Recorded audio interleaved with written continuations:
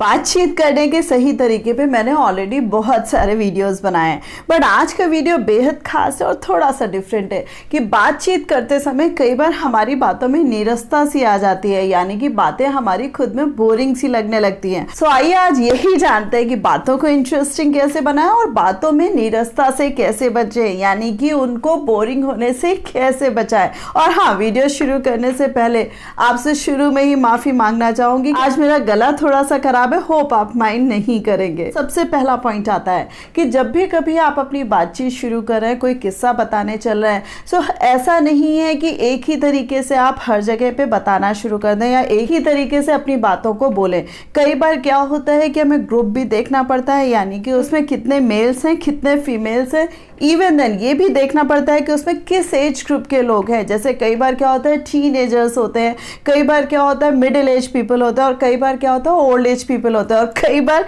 ऐसे भी लोग होते हैं जो छोटे छोटे बच्चे होते हैं। वहां पर हमें उसी तरीके से अपनी बातचीत को स्टार्ट करना है जिसमें उनका इंटरेस्ट हो, यानी कि जिस तरीके के उनके टेस्ट और प्रेफरेंस है उसी तरीके से हमें अपनी बात का जो रुख है उसी तरीके से लेके चलना है। फॉर एन एग्जाम्पल, आपके ग्रुप में फीमेल्स का रेशियो ज्यादा है तो आपको थोड़ा सा अलग डिसेंसी का ध्यान रखना पड़ेगा। द सेम वे अगर टीनेजर्स ज्यादा है तो उसी तरीके की बातों को आपको ध्यान रखना पड़ेगा कि यानी कि कॉलेज टाइप की बातें आप बता सकते हैं या जो भी किस्सा आप बता रहे हैं आपको उन्हीं से रिलेट करके बताना है। जैसे टीनेजर से रिलेटेड कोई भी बर्निंग टॉपिक चल रहा है उससे रिलेट करके बता सकते हैं। द सेम वे अगर ओल्ड एज पीपल की बात चल रही है तो वहां पर हमें बिल्कुल ही बातों का रुख चेंज करना पड़ता है। वहां पर हमें मैनर्स और संस्कार इस तरीके की बातों का रुख करना पड़ता है। सेकेंड पॉइंट आ रहा है कि आप कितना आई कॉन्टैक्ट कर पाते हैं, यानी कि ग्रुप में 5 लोग हैं 6 लोग हैं या 7 लोग हैं, सो आप कितना सबको ध्यान दे पा रहे हैं। द सेम वे आप कितना सबको इन्वॉल्व कर पा रहे हैं। कई बार क्या होता है हम 1 या 2 लोगों से इंटरेक्ट करते रहते हैं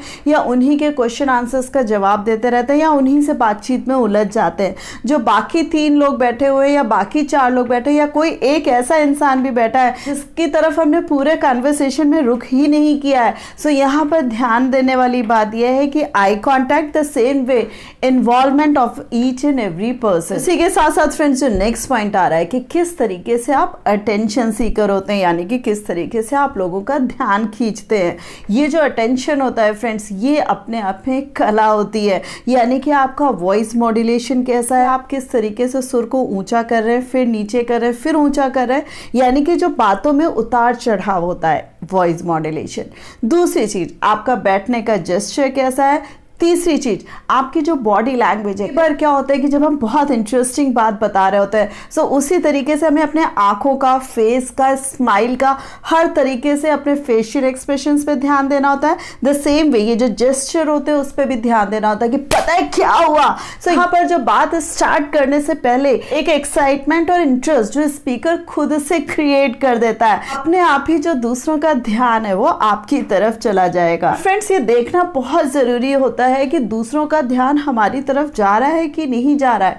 अगर दूसरों का आप अटेंशन खींच नहीं पा रहे हैं, इट मीन्स कहीं ना कहीं आपकी जो बातों का रुख है वो बोरिंग हो रहा है या उसमें कहीं ना कहीं नीरसता आ रही है। यहाँ पर एक खासी ध्यान देने वाली जरूरत होती है कि भाई सब लोग मुझे देखें और सब लोग मेरी बातों में इंटरेस्ट भी ले। इसी में फ्रेंड्स जो नेक्स्ट पॉइंट है, अच्छे स्पीकर का काम ही यही होता है कि जब वो देख रहा है कि इंटरेस्ट नहीं आ रहा है तो किस तरीके से और इंटरेस्टिंग किया जाता है, यानी कि आप जो अपनी बात बता रहे हैं, कई बार क्या होता है कि वो बात एक्चुअल में ऐसी नहीं हुई होती है, लेकिन हम एक समा बना रहे होते हैं कि बाकी जो लोग हैं जो पूरे तरीके से हमें ध्यान से सुन रहे हैं वो आगे हमसे कहें अच्छा तो फिर क्या हुआ, अच्छा तो ऐसा क्यों हुआ।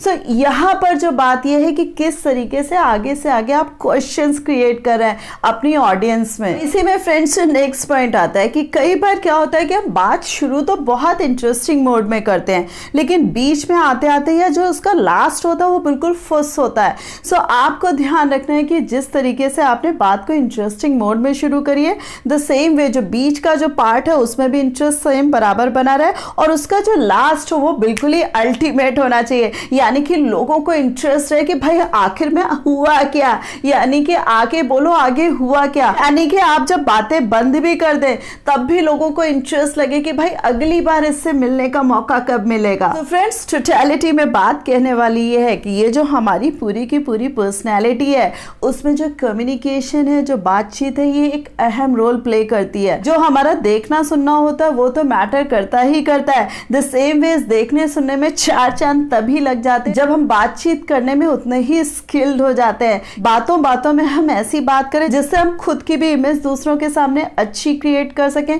द सेम वे बातों बातों में ही कैसे दूसरों का दिल जीत सके।